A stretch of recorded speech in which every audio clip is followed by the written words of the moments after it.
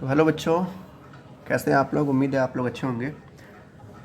आज हम पढ़ेंगे हिस्ट्री का chapter 7 kingdoms, kings and early peoples, यानी कि राज्य, राजा और पहले के जो गणतंत्र यानी कि जो डेमोक्रेसी थी पहले की कैसे थी। हमने चैप्टर 6 में काफ़ी चीज़ें जाना, ठीक है, और ये भी जाना कि जो इंडो आर्यंस थे जो आए थे इंडिया में हड़प्पा के बाद, वो कैसे कैसे अपने आप को कितनी तेज़ी से विकसित किए। और हड़प्पा भी काफ़ी कम नहीं था। कहाँ है ये? नॉर्थ इंडिया, क्योंकि यहाँ पर इंडस वैली है जहाँ पर हम पाकिस्तान को पानी देते पिलाते हैं और वही हमारे ऊपर धमाका करते हैं। तो वहीं पर सारा कांड हुआ था ये, ठीक है। सारा कर्मकांड कहाँ का है? ये तीनों चैप्टर वहीं का है, नॉर्थ इंडिया का, जहाँ पर इंडस वैली थी। इस चैप्टर में हम देखेंगे जब जैसे पहले क्या था, चैप्टर 6 में हमने देखा कि इंडो आर्यंस आए थे किस में? अर्ली वैदिक पीरियड में। कब? अर्ली वैदिक पीरियड में। और ये गए कब? लेटर वैदिक पीरियड में। फिर कुछ लोग इंडो आर्यंस आए, फिर वो लोग कुछ साल रहे, ठीक है। तो ये भी लोग जब चले गए तो फिर एक नया मतलब राजा मतलब पैदा हुए एक तरह से अलग अलग कंट्री या अलग अलग देशों में या अलग अलग जगहों पे, और इसको बढ़ावा दिया गया, ठीक है। जो लोग निकाले थे कि 4 लोगों को बांटे थे, जैसे हिंदू, मुस्लिम, सिख, ईसाई, तो वैसे भी वो जो जाति था और बढ़ता चला गया। इसकी वजह से कई सारे दंगे हुए। सारी चीज़ इसमें हम देखेंगे, ठीक है। चलिए शुरू करते हैं। कह रहा है during the later Vedic period and thereafter significant changes took place in many areas of life. मतलब लेटर वैदिक पीरियड के बाद काफ़ी ज़्यादा चेंजेस हुए कई सारे एरिया में। We shall study about them in the subsequent chapter. हम ये सारी चीज़ें के बारे में इसमें पढ़ेंगे और जानेंगे कि कैसे सोशल और पॉलिटिकल जो डेवलपमेंट हुए हैं जो है इन किंगडम से आने के बाद, कितने ज़्यादा विकास हुआ इन लेटर वैदिक पीरियड में जब ये लोग राजा बने, राजा वाला सिस्टम चला तब। We shall also discuss the economic aspect of this period. इस पीरियड के हम देखेंगे कैसे कैसे मतलब लोगों का विकास, शहरों का विकास हुआ, ठीक है। सबसे पहले टॉपिक पे आते हैं, social life in the later Vedic period. जो लेटर वैदिक पीरियड था यानी कि 3600 साल पहले का जो ये पीरियड था, यहाँ का सोशल लाइफ क्या था? सोशल लाइफ यानी कि सामाजिक लाइफ क्या थी? जो समाज था वहाँ का कैसा था? समाज ऐसा था कि बहुत सारे ग्रुप्स थे जो कि निकल के आ रहे थे सोसाइटी में लेटर वैदिक पीरियड में, ठीक है। उस समय बहुत सारे ग्रुप्स आ रहे थे। ग्रुप्स यानी कि मतलब जातिवाद फैल रहा था काफ़ी ज़्यादा, तुम हिंदू मैं मुस्लिम वाला। दे वर प्रिस्ट यानी कि ब्राह्मण थे। वॉरियर्स यानी कि योद्धा थे। फार्मर्स यानी कि किसान थे। हर्डर्स यानी कि चरवाहे थे जो बकरी वगैरह चराते हैं। ट्रेडर्स यानी कि बिजनेसमैन। क्राफ्ट यानी कि कारीगरी। लेबर्स यानी कि मजदूर। और fish walking and forest people लोग आ रहे थे ग्रुप में, मतलब नज़र में आ रहे थे। सबके थे तो पहले भी, लेकिन वो लोग मतलब नज़र में नहीं आए थे, यानी कि उनका विकास नहीं हुआ था, तो वो लोग कहीं भटक रहे थे। लेकिन अब क्या था, वो लोग भटकना छोड़ के मतलब नोमैटिक लाइफ छोड़ के वो सेटल होने लगे थे। तो जैसे जैसे सेटल होते गए वैसे वैसे विकास होता गया उनका, और वैसे ही वो फेमस होते गए। तो वही देखेंगे। The priest had a important position in the society. जो प्रीस्ट होता था यानी कि जो ब्राह्मण होता था वो सबसे ऊंचा रहता था उस सोसाइटी में। अभी भी क्या होता है, कई सारे गाँव में ऐसा होता है कि जो ब्राह्मण होते हैं सबसे ऊँचे होते हैं। उस टाइम पर उनको कैटेगराइज किया जाता था 4 पार्ट में। 4 पार्ट में वर्ण को दिया जाता था। जैसे पहला होता था ब्राह्मण, ठीक है। दूसरा होता था क्षत्रिय यानी कि राजा। तीसरा होता था वैश्य यानी कि किसान, बिजनेसमैन, ये सब होते थे। और चौथा था शूद्र यानी कि मतलब गुलाम जिसे कहते थे, ठीक है, लोअर कास्ट के लोग। तो जो ब्राह्मण होते थे वो सबसे ज़्यादा रिस्पेक्टेबल होते थे उस सोसाइटी में, मतलब सबसे बड़े यही होते थे उस समय में। They were expected to study and teach the Vedas, performing sacrifices and gift. ये लोग मतलब दूसरों को पढ़ाते थे वेद के बारे में और परफॉर्म करते थे क्या? सेक्रीफाइस यानी कि बलिदान देते थे। और गिफ्ट भी इन लोग को रिसीव होता था। उस समय में इन लोग का ब्राह्मणों का राजा से ज़्यादा सत्कार होता था, क्योंकि अगर ये लोग कुछ गलतियाँ भी करते थे तो इनको सज़ा नहीं मिलती थी, ठीक है। राजा इनको सज़ा नहीं देता था, बल्कि एक तरह से राजा यही थे, क्योंकि ये जो कहते थे वही राजा करता था, ठीक है। तो ये थे असली मतलब कह सकते हैं किंग उस समय के। नेक्स्ट आते हैं क्षत्रिय यानी कि रूलर्स, जो किंग होते थे। They were expected to protect the, इनका काम था कि कॉमन लोगों का मतलब क्या बोलते हैं, प्रोटेक्ट करना दूसरे लोगों से, जैसे दूसरे राजाओं से, ठीक है। They had to fight battle, वो जब लड़ाई होता था, वॉर होता था, तो उसमें लड़ते थे। दे कुड परफॉर्म सेक्रीफाइसेस, ये भी जो क्षत्रिय थे यानी कि जो किंग थे ये भी क्या कर सकते थे? सेक्रीफाइस यानी कि बलिदान दे सकते थे। नेक्स्ट आता है द विस यानी कि वैश्य, ठीक है। ये बीच वाले होते थे, मतलब मिडिल वाले। They include farmers, herders and traders. इसमें क्या थे? किसान थे, चरवाहे थे और बिजनेसमैन थे। They could also perform sacrifice, ये भी सेक्रीफाइस यानी कि मतलब जिससे आर्मी होता है ना, वैसे ये भी लोग क्या करते थे? सेक्रीफाइस कर सकते थे, यानी कि बलिदान। जब जंग होता था तो जंग लड़ सकते थे, टेम्पल में जा सकते थे, इस तरीके से सारा काम कर सकते थे। नेक्स्ट आता है हमारा शूद्रास यानी कि अनटचेबल, लोअर कास्ट के लोग। एक तरह से गुलाम होते थे उन तीनों लोग का। They have to serve the other 3 varnas, they could not perform rituals. ये मतलब टेम्पल में यानी कि जो मंदिर होता है उसमें ये लोग पूजा नहीं कर सकते थे, ना ही बलिदान दे सकते थे अपने कंट्री के लिए। कुल मिला के ये एक तरह से गुलाम थे, नौकर थे उन तीनों लोग का। Shudras as well as women were not allowed to study the Vedas. यहाँ तक कि जो लोअर कास्ट के जो मतलब औरतें थी उन लोग को भी मंदिर में घुसने नहीं दिया जाता था। नेक्स्ट टॉपिक है अनटचेबल, यानी कि लोअर कास्ट के लोग, जिसे अछूत कहा जाता है। द प्रीस्ट फर्दर क्लासिफाइड, जो प्रीस्ट यानी कि जो ब्राह्मण थे, यही लोग ब्राह्मण जो छोटे लोग थे उनको भी लोगों में बांट दिए थे। किस आधार पर बांटे थे उनको? जिससे कुछ लोग होते थे क्राफ्ट पर्सन, यानी कारीगर जो होते थे उनको बांट दिए थे। हंटर्स को बांट दिए थे कि आप अनटचेबल हैं। गैदर्स यानी कि जो मतलब एक साथ रहते थे लोअर कास्ट में, उनको भी लोग क्या करते थे, बांट दिए थे। As well as those people who help in performing burials and ceremonies, यानी कि जो दाह संस्कार करवाते थे लोग, ठीक है, उनको भी लोग क्या कर देते, अनटचेबल्स में शामिल कर देते कि आप भी क्या है, अनटचेबल्स, यानी कि आप भी लोअर कास्ट में आते हैं। तो ये सारे कौन करता था? ब्राह्मण करते थे। Although the division of society based on the people occupation, यानी कि उनके धंधे पे बेस्ड होता है कि आप क्या करते हैं, उससे आपका जो है जाति पता चलता है। ड्यूरिंग द ऋग्वेद पीरियड, ये ऋग्वेद पीरियड का था कि आप ऑक्यूपेशन के आधार पे आप लोगों को बांटे हैं कि आप जो काम करते हैं वो आपका क्या है, जाति है। लेकिन बाद में जब लेटर वैदिक पीरियड आया, यहाँ पर लोगों को क्या बोलते हैं, जात के आधार पे बांटना शुरू कर दिए सब। Become deep rooted rigid and heredity, ये पूरी मिला के बहुत जो जाति वाला सिस्टम था ये बहुत ज़्यादा फेमस हुआ ब्राह्मण और क्षत्रिय और कहते हैं रूलर के लिए, ये तीनों के लिए काफ़ी ज़्यादा फेमस। लेकिन सबसे ज़्यादा इसका क्या बोलते हैं, नुकसान किसको हुआ? शूद्र को, ठीक है। However, this system was also criticized by various segment of the society, मतलब सोसाइटी के कई लोगों ने इसे नकारा, किस सिस्टम को, जातिवाद को, कि ये सही नहीं है, सबको इक्वालिटी मिलना चाहिए, ऐसे कुछ लोगों ने कहा। लेकिन उनको क्या किया, दबा दिया गया पंडितों द्वारा या राजाओं द्वारा। They were the opinion of the everybody should be able to perform, उनका कहना था, जो लोग अपोज करते थे उनका कहना था कि सब लोग सारे काम कर सकते हैं, सबकी पूजा कर सकते हैं, ठीक है। तो ये लोग ऐसा मानते थे कि सब लोग इक्वल हों। लेकिन जो ब्राह्मण थे वो नहीं चाहते थे कि ऐसा हो, क्योंकि उनका रिस्पेक्ट पूरी तरह से घट जाता सोसाइटी में, जो कि वो ऐसा नहीं चाहते थे। इसलिए ये दबे के दबे ही रह गए और हमेशा आज तक ये अनटचेबल्स यानी कि जातिवाद अभी तक चल रहा है। नेक्स्ट टॉपिक आता है कि political life in the later Vedic period, यानी कि जो राजनीतिक लाइफ जीवन था लेटर वैदिक पीरियड में कैसा था, किन किन का, जैसे राजाओं का लाइफ कैसा था उस समय में। यहाँ पर कह रहा है किंग के बारे में कि हमने पढ़ा कि पिछले चैप्टर में कि अर्ली वैदिक पीरियड में कैसे बहुत सारे ट्राइब्स होते थे उस समय में, बहुत सारी कम्युनिटीज़ यानी कि सोसाइटी होती थी, जिसे हम जन कहते थे या जना कहते थे। Was used to describe the community, जना जो है वो क्या एक कम्युनिटी को या किसी ग्रुप को डिस्क्राइब करने के लिए काम आता था। द जना चूज इट्स लीडर, द राजा, जो जन होते थे मतलब एक ग्रुप ऑफ सोसाइटी जो होती थी वो अपने एक आदमी को चूज़ करती थी ताकि आप हमारे लीडर बनिए।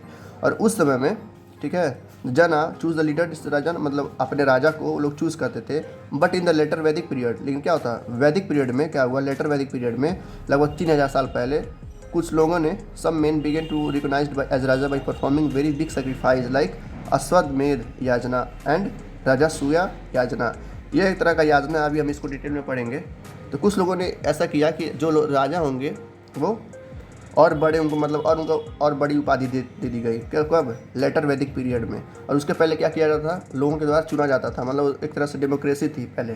लेकिन जैसे ही ये लेटर वैदिक पीरियड आया, ये वाला पीरियड आया, इसमें काफ़ी ज़्यादा जातिवाद हो गया, ठीक है। लोगों को अनइक्वल से तरीके से ट्रीट किया जाने लगा कि आप छोटे हैं, हम अमीर हैं, और सारे कौन कर रहा था? ब्राह्मण कर रहे थे उस समय के, ठीक है। तो ये कुछ 2 अश्वमेध याजना है और राजसूया है, देखते हैं। अश्वमेध याजना और हॉर्स सैक्रिफाइस। अश्वमेध मतलब होता है घोड़ा, ठीक है, जिसे हम दूसरे नाम से हॉर्स सैक्रिफाइस नाम से भी जान सकते हैं।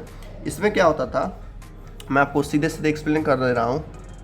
अश्वमेध योजना यानी कि हॉर्स सैक्रिफाइस एक बड़े राजा के द्वारा किया जाता था ताकि वो अपने टेरिटरी को यानी कि अपने राज्य को दर्शा सके कि ये मेरा राज्य है, ठीक है।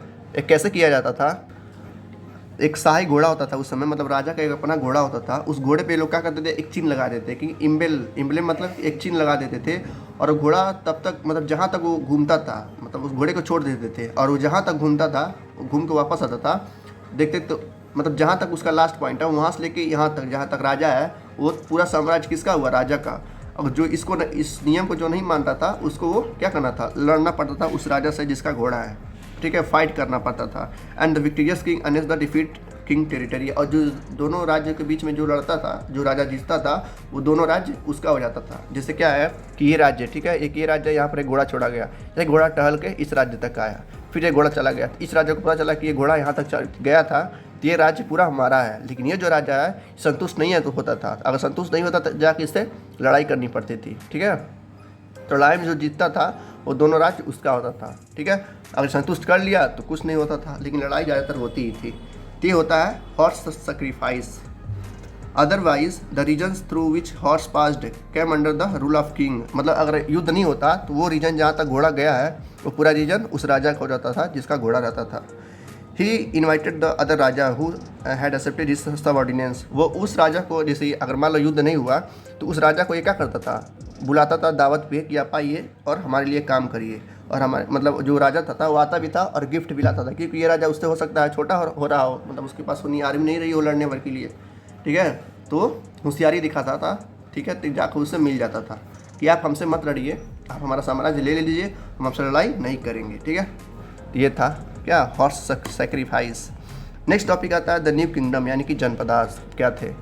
इसमें हमने जब ऊपर देखा, जैसे ये दो लड़के हैं, ठीक है, हॉर्स सेक्रीफाइस करके लाए हैं, तो इसमें क्या होता था कि जो राजा, जैसे ट्राइब्स के जो राजा होते, जैसे होता ना कि राजा जो लोग थे एक सोसाइटी के अपने राजा को चूज़ करते थे, तो वो राजा जब मतलब उस समय बाद 50-60 सालों बाद ये रूल चेंज हो गया, और ये चेंज होने के बाद एक घोड़ा वाला क्या बोलते हैं रूल आ गया कि जहाँ तक घोड़ा गया वो सारी जगह मेरा है, ठीक है। तो ये राजा क्या होता था, बढ़ के जन करना हो कि पूरे टेरिटरी का राजा हो जाता था। तो वही कह रहा है, एक नया किंगडम बना, एक नया जनपद बना, जिसे हम क्या कहते हैं, janapada. The raja who perform such sacrifice came to know as the raja of janapada instead of the raja of jana. मतलब लोगों का राजा ना होकर वो पूरे जनपद का राजा होता था। जनपद यानी कि पूरे जिला का राजा होता था, जहाँ तक वो घोड़ा गया है। His territory was now expanded. अब उसका जो टेरिटरी था, यानी कि जो राज्य था शासन करने वाला या कि रूल करने वाला, वो पूरा बढ़ चुका था। पहले इतना था, ठीक है, घोड़ा घूम के पूरा इतना आ गया तो पूरा उसका हो गया था, ठीक है, लड़के बिना लड़े भी। तो ये होता है किंगडम से, या कि जनपद। तो पहले जन का था और पूरा पद का, यानी कि जहाँ तक उसका जिला है, तो होता है जनपद। द वर्ड जनपद is a combination of 2 words, यानी कि जन और पद। मतलब होता है लोग, जन यानी कि लोग, और पद यानी कि फूट, ठीक है। तो जनपद जहाँ तक उसका साम्राज्य है उसे जनपद कहेंगे उस राजा का। Thus literally janapada means the land of where the people set their foot. मतलब कि वो जनपद मतलब ऐसी जगह है जहाँ पर उस राजा के लोग जा सकते थे पूरी जगह पे। In fact during the later Vedic period the Aryans move toward the Ganga Yamuna plains. मतलब जो आर्यंस थे, यानी कि जो इंडो आर्यंस थे, कौन वाले, लेटर वैदिक वाले आर्यंस, जो ये वाले आर्यंस थे बाद में आए थे लगभग 3600 साल पहले, वो लोग क्या हो सके मूव, जब वहाँ का खाना पूरा ख़त्म हो गया, मतलब ये वाला पार्ट वाला, तो ये लोग क्या किए, इधर से शिफ्ट होकर कहाँ चले गए, उत्तर प्रदेश की ओर, यानी कि ईस्ट इंडिया की तरफ, जहाँ पर गंगा यमुना सर है वहाँ पे चले गए हैं। कैसे चले गए, इन लोग के पास काफ़ी हाईली एडवांस हथियार थे, टूल्स थे, जो काफ़ी जंगल था पहले एक समय में। ऐसा नहीं कि इस समय के जो जंगल हैं ख़त्म हो गए हैं, ठीक है। तो पहले काफ़ी घना जंगल था, तो इन लोग के पास ऐसे ऐसे टूल्स थे, ऐसे ऐसे हथियार थे, ताकि जंगलों का ये लोग रास्ता बना सके। और कहाँ शिफ्ट हो गए, यमुना और गंगा के पास में। नेक्स्ट होता है लाइफ ऑफ पीपल इन जनपद। जो जनपद था जहाँ पे राजा अपने घोड़ा छोड़ता था और पूरा घोड़ा जहाँ तक घूम के आता था पूरा जितना उसका हो जाता था, वहाँ की लाइफ कैसी थी, लोगों का मतलब रहन सहन कैसा था। आर्कियोलॉजिस्ट कहते हैं कि जब खुदाई हुई उन जगहों की तो पता चला कि जो पुराना किला था दिल्ली का या हस्तिनापुर का नियर मीरठ में है, ठीक है, वो यूपी में। और फिर दूसरा है अतरांजिकेरा नियर इटाह इन यूपी, ये भी यूपी में है। दोनों मतलब पुराना किला दिल्ली में है और हस्तिनापुर कहाँ पर, उत्तर प्रदेश में है। यहाँ पता चला कि एक तरह से क्या थे, दोनों जनपद थे, यानी कि राजा का घर था वो। कौन, पुराना किला और हस्तिनापुर। आपने सुना भी होगा कई मूवी में, हस्तिनापुर काफ़ी बड़ा एक साम्राज्य था, यानी कि एक जनपद था जहाँ पे राजा क्या था, रहता था। On the basis of available finds they have come to following conclusions. मतलब इसके अलावा जो था हैबिटेट वहाँ का कैसा था जनपद में, यानी कि जो जनपद था, ठीक है, जो लोगों का पैर जमा हुआ था उस पूरे राज्य में राजा की वजह से, वहाँ का हैबिटेट यानी कि होम कैसा था, पीपल कहाँ रहते थे, हॉर्स में रहते थे वहाँ के। पूछेगा आपसे कि जो जनपद था वो कैसे बनता था, तो हॉर्स सेक्रीफाइस से बनता था, ठीक है। और वहाँ के लोग कैसे रहते थे, हॉर्स के घर में, यानी कि झोपड़ी के घर में रहते थे। हर्डिंग यानी कि चरवाहे क्या करते थे, they kept cattle as well as other animal. मतलब कि वो गाय के साथ दूसरे भी जानवर रखते थे, कौन, इस जनपद के लोग। नेक्स्ट होता है फार्मिंग, वहाँ की खेती कैसे होती थी। They grew many crops such as wheat, barley, rice, pulse, mustard, sugarcane, sesame. यानी कि सीसम का एक पेड़ होता है जो कि लकड़ी पड़ी या कह सकते हैं बेड, कुर्सी, ये सब बनाने के लिए काम आता है। तो ये यहाँ की खेती होती थी, जहाँ पर गेहूँ बोते थे, बार्ली बोते थे, ठीक है, चावल बोते थे, दाल बोते थे, या मस्टर्ड शुगर के, ये सारी चीज़ें वहाँ पर बोते थे। कहाँ पे? जनपद पे, ठीक है। तेरा जनपद की कहानी। अब देखते हैं वहाँ के आर्ट एंड क्राफ्ट कैसे थे। आर्ट्स एंड क्राफ्ट यानी कि जो वहाँ के कलाकार थे, जो वहाँ के कलाकार लोग थे, पीपल थे जनपद के, वो अर्दन पॉट्स बनाते थे इस तरीके से सामान रखने के लिए, जो ज़्यादातर किस कलर के होते थे? लाल या ग्रे कलर के, मतलब इसी कलर के वो होते थे सामान रखने के लिए, ठीक है। स्पेशल टाइप ऑफ पोएट्री रहता था, यानी कि पेंटेड ग्रे वेयर, इस तरीके से पोएट्री रहता था सामान रखने के लिए, गेहूँ चावल दाल रखने के लिए। This pot have design of simple lines and on geometric pattern, इस तरीके से इसमें पैटर्न दिए जाते थे, मतलब लोटक की तरह, ठीक है, कटोरी की तरह, बर्तन की तरह, बड़े बर्तन की तरह। तो इस तरीके से लोग आर्ट्स एंड क्राफ्ट बनाते थे। ये हर पीरियड में रहा है, मतलब कि वैदिक पीरियड में भी रहा है, अर्ली वैदिक पीरियड में भी रहा है, ऋग्वेद पीरियड में भी रहा है, और यहाँ पर भी है, जनपद में भी है। जनपद यानी कि वो जगह जहाँ पर राजा अपने घोड़े से तय करता था कि ये जिला मेरा होगा। अगर वो अगला राजा नहीं मानता था तो उससे लड़ाई करके छीन लेते थे सब। तो यहाँ के ऐसे लोग थे। अब गिफ्ट देखते हैं, गिफ्ट क्या देते थे सब। दे हैड टू पे ओकेजनल गिफ्ट टू द राजा, मतलब ओकेजनल यानी कि जब कोई सेरेमनी होती थी, यानी कि जब फेस्टिवल कोई आता था या त्यौहार आता था तो राजा को लोग गिफ्ट देते थे। लेकिन उसमें क्या था, वैदिक पीरियड में ऐसा लग नहीं था। कम्युनिटीज़ क्या थी, अपने राजा को चुनती थी और राजा को कोई भी टैक्स नहीं पे करना पड़ता था, मतलब ठीक है, मतलब और जो राजा भी रहता था वो एक योद्धा भी रहता था। और यहाँ पे ऐसा कुछ नहीं है, योद्धा पावरफुल होना चाहिए और क्या हो, एक बड़ा टेरिटरी हो उसका, जो जिसे हम जनपद कहेंगे। तो ये था डिफरेंस जनपद और पहले के राजाओं में। अब आते हैं महाजनपद। अब महाजनपद क्या होता है देखते हैं। महाजनपद क्या होता है, जनपद का ही एक कह सकते हैं अपडेट वर्जन होता है, मतलब बड़ा फर्क। जैसे जनपद एक जिला होता था, महाजनपद एक कह सकते हैं साम्राज्य हो गया, एक राज्य हो गया। जैसे लखनऊ क्या है, जनपद है, ठीक है, और पूरा उत्तर प्रदेश क्या है, महाजनपद है। इस तरीके से तो वही कह लगभग 2500 साल पहले, यानी कि अब से 2500 साल पहले कुछ जनपद थे जो कि काफ़ी ज़्यादा बड़े हो गए थे और मोर पावरफुल, यानी कि बहुत ज़्यादा ताकतवर हो गए थे। भाई जाहिर बात जब ताकतवर होंगे तो अपना साम्राज्य और फैलाएंगे और घोड़े दौड़ाएंगे, ठीक है। तो इस तरीके से दे बिकम नोन एज महाजनपद, ठीक है। एक ज़िले से और ज़िले बनाते गए, चले गए, क्योंकि वो पावरफुल थे। इस तरीके से वो महाजनपद बन गए, यानी कि जिला से पूरा राज्य। The Buddhist literature mention 16 महाजनपद। जो बुद्धिस्ट के लिटरेचर है, यानी कि जो बुद्धिस्ट की कहानियाँ, लिटरेचर यानी कि जो कहानियाँ हैं, उसमें लगभग 16 महाजनपद का नाम दिया गया है, जो कि इस तरह से है। अगर एग्जाम में आता है तो आपके 2-3 ही आएगा, तो 2-3 कोई भी याद कर लीजिएगा, ठीक है। आगे बुक में दिया होगा, जैसे है जनपद, एक कौन है, महाजनपद है सब। 2 जबर मगध, पहला है मगध, जो कि कहाँ था, बिहार में था। ये इसे जरूर याद करिएगा, मगध। अवंती, कोसाला, वस्ता, कुरु, माला, सूर्यसेना, अस्माका, कम्बूज, गंधारा। गंधारा भी याद कर लीजिएगा, ये आपको एमसीक्यू में भी आ सकता है कि क्या है, गंधारा और मगध क्या है, महाजनपद है, जनपद नहीं है, महाजनपद है। अंगा, काशी, काशी भी मतलब कि बनारस, ये इसको भी याद कर लीजिएगा। वेदा, Chedi, Matsya and Panchala. Of this Magadha, Kashi and Kosala and are the most powerful. देखिए आप दिया है कि मगध, ठीक है, काशी यानी कि बनारस, कोसाला और अवंती जो था ये मोस्ट पावरफुल थे, यानी कि उस समय के सबसे मतलब कह सकते हैं कि मजबूत राजा थे। इसी वजह से इनका महाजनपद बना है, यानी कि राज्य पूरा बन गया। तो ये कुछ 4 है जो है मेन पावरफुल क्या है, महाजनपद है।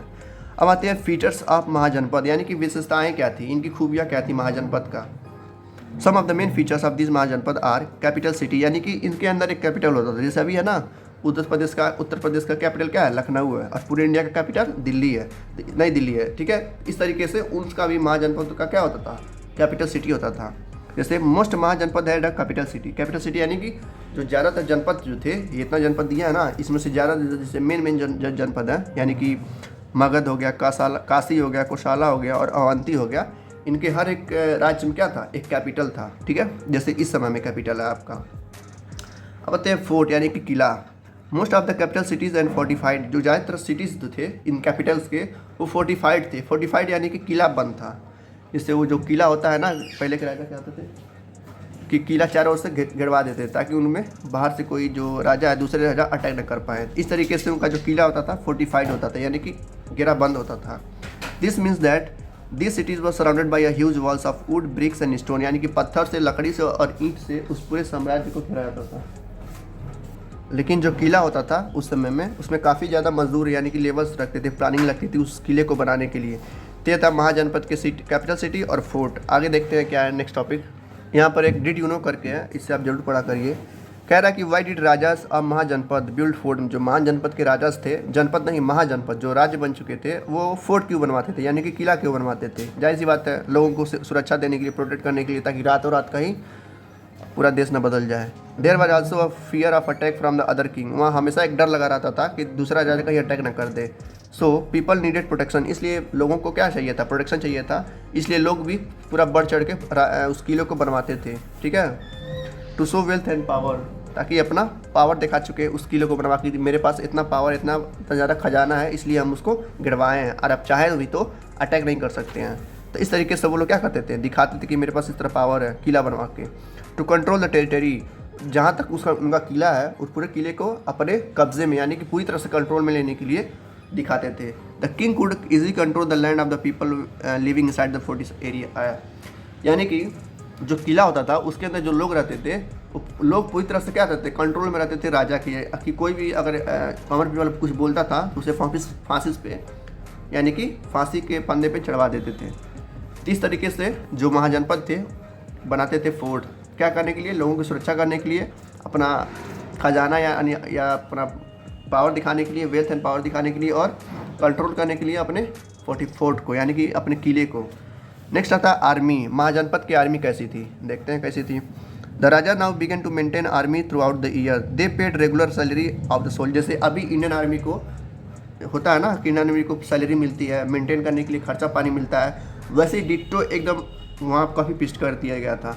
मतलब जो लिया गया है आर्मी वाला, ये इस समय का ये वहीं से मतलब बना हुआ है, यानी कि जो महाजनपद थे पहले, उन लोगों को भी क्या था, आर्मी थी। ठीक है, उन लोगों की सैलरी मिलती थी उस समय महाजनपद में। तो पूछेगा अगर कि आर्मी की क्या हैसियत थी, तो आर्मी को क्या मिलती, सैलरी मिलती थी, और उनको मेंटेनेंस मतलब भी मिलता था। नेक्स्ट आता है क्वाइन। महाजनपद के सिक्के कैसे होते थे, यानी कि पैसा, अब तो पैसा आ गया था। Punch mark coin were in circulation, यानी कि जो गोल्ड होता था या सिल्वर होता था, ठीक है, उसमें पंच लगा होता था, यानी कि पंच मतलब कि मोहर लगा होता था। Some payment were made in coin, कुछ पेमेंट ऐसे थे जो क्वाइंस में होते थे, बाकी सब तो एक्सचेंज में होते थे। कुछ ऐसे थे जो क्वाइंस में होते थे, जैसे इस तरह के क्वाइंस होते थे। क्वाइंस ऑफ कुरु महाजनपद, ये कुरु एक जिला है, वहाँ का एक महाजनपद का एक सिक्का है। ठीक है, अब आते हैं टैक्सेस। दोस्तों को यहाँ पर आ गया टैक्स। जो पहले के राजा थे, यानी कि जो वैदिक पीरियड के राजा थे, जो लोगों के द्वारा चुने जाते थे, वो क्या करते थे, टैक्स नहीं पे करते थे। लेकिन यहाँ पे क्या होता है, जब ये लोग अपना किंगडम बढ़ा चुके हैं तो टैक्स ले रहे हैं। टैक्स में क्या ले रहे हैं, देखते हैं। The state activities in the mahajanapada increase, यानी कि जो महाजनपद की एक्टिविटीज़ थी, जो काम धाम था, वो बढ़ गया था। ऐसी बात है, जब इतना बड़ा किला बन जाएगा तो काम तो बढ़ेगा ही। To build huge forts and maintain big armies, नए नए बड़े बड़े फोर्ट बनाए रहे, यानी कि किले बनाए जा रहे थे, और मेंटेन करने के लिए आर्मी भी थी, और आर्मी को भी मेंटेन करने के लिए सैलरी दी जाती थी। The Raja needed more resources, यानी कि जो राजा था, वहाँ किंग जो था, उसको और ज़्यादा रिसोर्स चाहिए था, यानी कि पैसे वैसे वगैरह चाहिए होता था, पावर चाहिए था। They also had to appoint official to collect resources, यानी कि वो ऑफिशियल, यानी कि ऑफिसर को तैनात करते थे उस रिसोर्स को कलेक्ट करने के, यानी कि एक तरह से टैक्स लेने के लिए लोगों से, चावल दाल यही सब लेते थे। So they started collecting regular taxes in different way from different group of people, मतलब अलग अलग ग्रुप ऑफ पीपल से, जैसे ब्राह्मण से टैक्स लेने लगे, अनटचेबल से, वैश्य से, क्षत्रिय से, अलग अलग लोगों से टैक्स लेने लगे अपने राज्य को चलाने के लिए। तो ये था टैक्स वाला महाजनपद का। नेक्स्ट आता है टैक्स फ्रॉम फार्मर। अब किसानों से भी टैक्स लेने लगे लोग, जैसे अब आप इसमें देखेंगे हम कुछ पार्ट्स में कि कैसे अलग अलग लोगों से टैक्स लिया जाता, दिया ना, different from groups of people. पहला आता है फार्मर, कि वो फार्मर से कैसे टैक्स लेते थे, कितनी मात्रा में लेते थे। The farmer had to pay 1/6 of the crop produce, it is was known as bhaga or share. जो किसान थे उस समय, महाजनपद के जो किसान थे, वो क्या करते थे कि 1/6, मतलब कि अगर 6 किलो चावल होता है उनके खेत में, तो 6 किलो में से 1 किलो चावल राजा को देना पड़ता था, जिसको हम क्या कहते थे, शेयर या भाग। मतलब 5, जैसे 6 भाग हुआ तो 6 भाग में से 1 भाग राजा को देना होता था, और 5 भाग अपने रखते थे। तो इस तरीके से किसान जो थे उस समय के टैक्स को पे करते थे। अब आता है अगला टैक्स कौन देता था, हर्डर्स, यानी कि चरवाहा, जो बकरी वगैरह चराते थे, उन सब का देखते हैं कि वो कैसे टैक्स पे करते थे। They had to pay tax in the form of animal and animal produce, यानी कि जो एनिमल होते थे उनके, वो लोग टैक्स मतलब टैक्स में एनिमल पे करते थे, या एनिमल के जो प्रोड्यूस यानी कि दूध वगैरह जो होता था उसको पे करते थे लोग, हर्डर्स। अब आता है टैक्स फ्रॉम क्राफ्ट पर्सन, यानी कि जो कारीगर थे उस समय में, वो लोग क्या टैक्स पे करते थे। Craftsman were expected to pay tax in the form of labour. For example, a weaver had to work for a day every month for a king any tax. अब जो craft person थे वो तो कुछ दे नहीं सकते थे, तो लोग क्या करते थे, राजा के लिए काम करते थे महीने में एक दिन, ठीक है। अब राजा चाहे कुछ भी बनवा सकता था उनसे फ्री में। ये था क्राफ्ट पर्सन का। नेक्स्ट टैक्स आता है ट्रेडर्स, यानी कि जो बिजनेसमैन थे उस समय के महाजनपद के। Tax were imposed on goods that were bought and sold through trade, माने कि जो बिजनेसमैन थे जो भी चीज़ बेचते थे उसमें वो बिजनेस पहले राजा को भी देना पड़ता था वो चीज़। जैसे किसान दे देते ना 1/6 पार्ट आपका अपना फल का क्रॉप्स का, उसी तरह से ट्रेडर्स भी अपना कुछ देते थे राजा को। Tax from hunters and gathers, यानी कि जो शिकारी थे या शिकार करके जो उस जानवर को रखते थे वो लोग क्या करते थे, they had to pay forest produce to the king as a tax, यानी कि जो जंगल में जो भी कुछ होता था उनका वो उसको राजा को देते थे। अब जंगल में बहुत सारी चीज़ें जानवर को शिकार करते थे, हिरन वगैरह का, तो वो भी लोग उनको देते थे। जैसे 2 हिरन मारे, 1 हिरन मतलब राजा को दे सकते थे। नेक्स्ट आता है टॉपिक एग्रीकल्चर, खेती कैसे होती थी वहाँ पे महाजनपद में। Significant changes in took place in agriculture also, they were under increase use of iron plug air. Iron plug air वो होता है जो एक तरह से नहीं होता है, उसमें था क्या बोलते हैं, हड़प्पा में था खेत को जोतने के लिए, यानी कि उसको फर्टाइल बनाने के लिए। The iron plug air began to used wide in the wooden plug air. As a result, heavy clay laden soil could be turned over in a better way. यानी कि जो खेती होती थी, ठीक है, महाजनपद में वो ज़्यादातर किससे होती थी, प्लग एयर से, ठीक है। काफ़ी ज़्यादा इसको यूज़ किया जाने लगा महाजनपद में। पहले कहाँ था, सबसे पहले हड़प्पा में आया था। हड़प्पा से ज़्यादा ही आर्यंस थे, जो इंडो आर्यंस आए थे इंडिया में वैदिक पीरियड में, वो लोग काफ़ी यूज़ करने लगे, उससे भी ज़्यादा महाजनपद यूज़ करने लगे, ठीक है। अब आता है नेक्स्ट एग्रीकल्चर का, ट्रांसप्लांटेशन ऑफ पैडी, यानी कि जो चावल था उसका ट्रांसप्लांटेशन कैसे हुआ। Instead of scattering seed on the ground people can grow sapling first and then plant them in the field, यानी कि जो पहले की खेती होती थी महाजनपद की, जो पहले की खेती होती थी, यानी कि वैदिक पीरियड में और लेटर वैदिक पीरियड में जो खेती होती थी वहाँ पे जो ग्रेन्स रहते थे वो क्या करते थे, खेत में से छीट दिए जाते रहते थे, यानी कि स्कैटर किया जाता था। लेकिन अब जो क्या होता है महाजनपद में ऐसा नहीं किया जाता है, उनको पहले खेत में एक ही जगह पे बोया जाता है, ठीक है। उसके बाद बड़े होने के बाद जब इतने बड़े हो जाते थे, पेड़ इतने बड़े, तो उनको फिर निकाल के दूसरे खेतों में बोया जाता था। जैसे कि अब होता है गाँव में, होता है ना कि जब गेहूँ या धान जो होता है एक खेत में गिरा दिया जाता है उसको बढ़ने के लिए, फिर जब 10-15 सेंटीमीटर का हो जाता है फिर अलग अलग खेत में उसको सैपलिंग किया, जिसको हम सिंचाई कहते हैं, ठीक है। तो ये जून के महीने में या जुलाई के महीने में होता है। इस तरीके से वो ट्रांसप्लांटेशन करते थे और इस तरीके से ज़्यादा खेती होती थी उस समय में। नेक्स्ट आता है एग्रीकल्चर में इंक्रीज इन प्रोडक्शन, यानी कि इसी की वजह से, सैपलिंग की वजह से, पहले स्कैटरिंग होता था, ठीक है, अब सैपलिंग की वजह से क्या होता है कि इनका प्रोडक्शन बढ़ गया, यानी कि जो पहले 6 किलो होता था अब 10 किलो होता है, ठीक है, production. Due to increase use of iron ploughshare, पहले लकड़ी का यूज़ होता था प्लग एयर, अब आयरन का यूज़ होता है प्लग एयर, यानी कि एक तरह से हर नहीं होता है गाँव में जो खेत को जोतते हैं उनको कह रहा है। And adopting transplantation method production crops increase significantly, जब ये प्लग एयर का ज़्यादा इस्तेमाल करने लगे तो मिट्टी और ज़्यादा फर्टाइल होने लगी और ज़्यादा उपजाऊ होने लगी, जिसकी वजह से खेती का जो प्रोडक्शन था वो काफ़ी बढ़ गया, ठीक है। तो एक था प्रोडक्शन। नेक्स्ट आता है एग्रीकल्चर वर्कर्स, यानी कि जो खेतों में काम करते थे। Most agriculture work are very different to do for transplantation of paddy workers had to bow down for hours. So generally slave man, यानी कि जो गुलाम होते थे, और औरतें जो होती थी दास होते थे, दासी होती थी, as well as landless agriculture labour, यानी कि जिनके पास ज़मीन नहीं था वो सारे के सारे उनके खेतों में काम करते थे। किनको खेतों में, जो वैश्य होते थे उस समय के, जो बिजनेसमैन होते थे, जो किसान होते थे, छोटे किसान लोअर कास्ट के लोग उनके खेतों में काम करते थे। जैसे कि कमाकरस were employed for difficult task, मतलब इनको अलग अलग टास्क के लिए काम आते। जैसे जो ज्योति होती थी उस समय बैल से, यही लोग लोअर कास्ट के लोग करते थे, और जो किसान होते थे वो बस बैठ के उनको बताते थे कि आप ऐसे खेती करिए। तो ये था हमारा चैप्टर आज का, ठीक है। मिलते हैं नेक्स्ट चैप्टर में। Thank you, good luck, take care.